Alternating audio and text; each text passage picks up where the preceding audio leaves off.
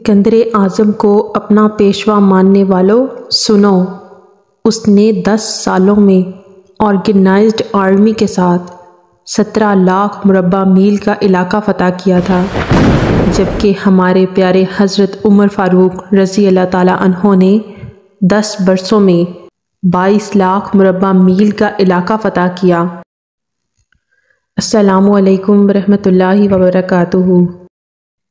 آج کل مسلمانوں کو الیگزینڈر یعنی سکندر اعظم کے قصے سنائے جاتے ہیں کہ وہ کتنا بہادر تھا۔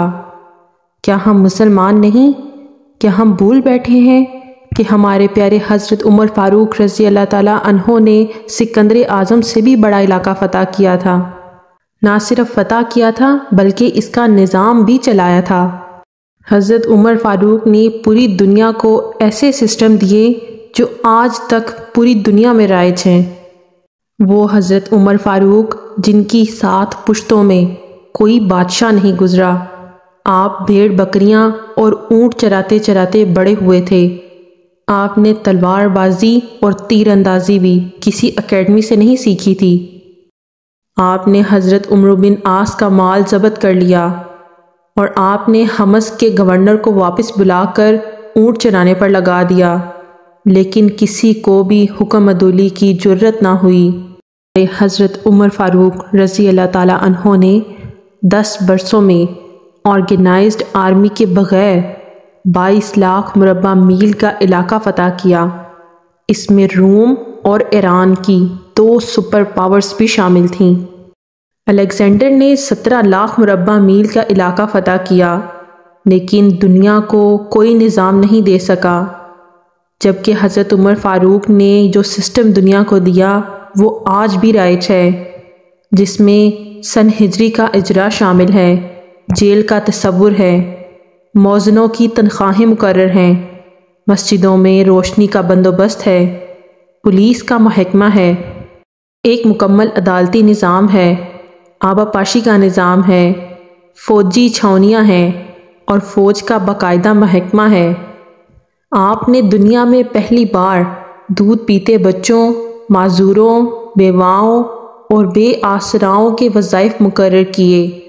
آپ نے دنیا میں پہلی بار حکمرانوں، سرکاری عہدیداروں اور والیوں کے اثاثے ڈکلیئر کرنے کا تصور دیا۔ آپ نے بے انصافی کرنے والے ججوں کو سزا دینے کا بھی سلسلہ شروع کیا۔ آپ نے دنیا میں پہلی بار حکمران کلاس کی اکاؤنٹیبلٹی شروع کی۔ آپ راتوں کو تجارتی قافلوں کی چوکیداری کرتے تھے۔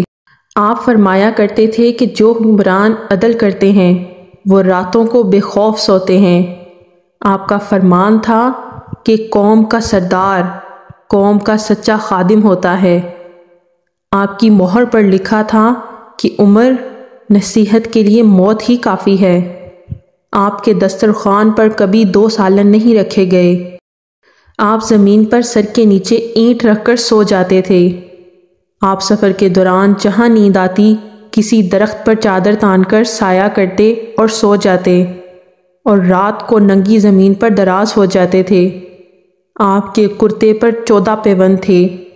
ان پیوندوں میں ایک سرخ چمڑے کا پیوند تھا۔ آپ موٹا کھردرا کپڑا پہنتے تھے۔ آپ کو نرم اور باریک کپڑے سے نفرت تھی۔ کبھی چھنا ہوا آٹا نہیں کھایا تھا اور نہ ہی دربان رکھا تھا، اور کسی فریادی پر دروازہ کبھی بند نہ کیا تھا۔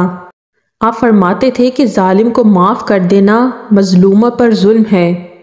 آپ کا یہ فقرہ آج انسانی حقوق کے چارٹر کی حیثیت رکھتا ہے کہ مائیں بچوں کو آزاد پیدا کرتی ہیں، تم نے انہیں کب سے غلام بنا لیا؟ آپ اسلامی دنیا کے پہلے خلیفہ تھے جنہیں امیر المومنین کا خطاب دیا گیا۔ آپ الیگزینڈر اور حضرت عمر فاروق کو سامنے رکھ کر دیکھیں۔